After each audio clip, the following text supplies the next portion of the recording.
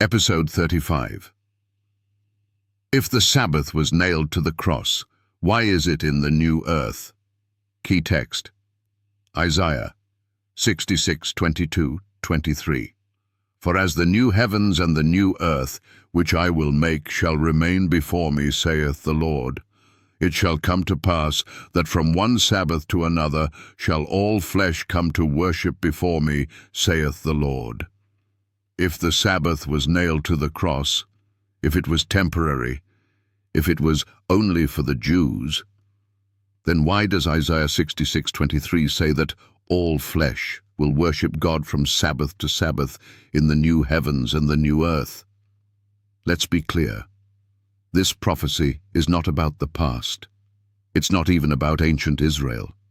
It's a direct statement about the future kingdom of God, when the redeemed walk on streets of gold and death is no more. And what does God say his people will do?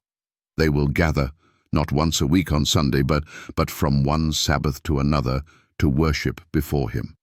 This isn't symbolic. This isn't ceremonial. This is prophetic reality. So here's the question that shakes the foundation of Sunday theology. If the Sabbath exists before sin, Genesis 2:2-3, and the Sabbath is kept after sin, Isaiah 66:23, why would anyone believe it was abolished in the middle? That makes no sense. Let's walk it through.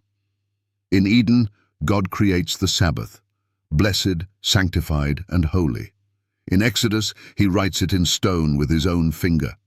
In the Gospels, Jesus keeps it, honors it, and says he's Lord of it. After the cross, his followers still rest on it.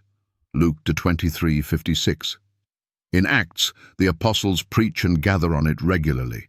In Revelation, the faithful are identified as commandment keepers. In the new earth, the Sabbath is still the day of worship. Tell me, where is there room to insert a Sunday switch? Nowhere. The Bible forms a perfect Sabbath timeline, from creation to eternity. But here's the lie that gets preached. Jesus nailed the Sabbath to the cross. Really? Then why would God bring it back in the new earth? God doesn't resurrect dead commandments. He doesn't restore outdated laws. He preserves what was never abolished. And Isaiah 66 proves it. God says all flesh, not Jews, not just Israelites, but all nations will come before him every Sabbath in the world made new. So if the Sabbath is eternal in the future, then it's not optional in the present. Here's the shocking truth. If you plan to worship God on the Sabbath in heaven, but refuse to honor him on the Sabbath now, what makes you think you'll be there? Because Revelation 22:14 says, "Blessed are they that do his commandments, that they may have right to the tree of life." No commandment is more hated, more twisted, or more forgotten than the fourth.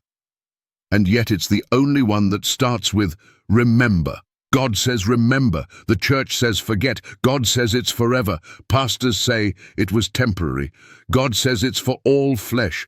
Tradition says it's for Jews only. But in the end, God wins.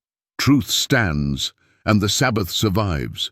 So I challenge you, if you know the Sabbath will be kept in heaven, why not start now? You say you want to be ready for eternity. Then walk in eternal obedience today. Because the real question is not, is the Sabbath still required? The real question is, will you be among those who worship God on his day forever?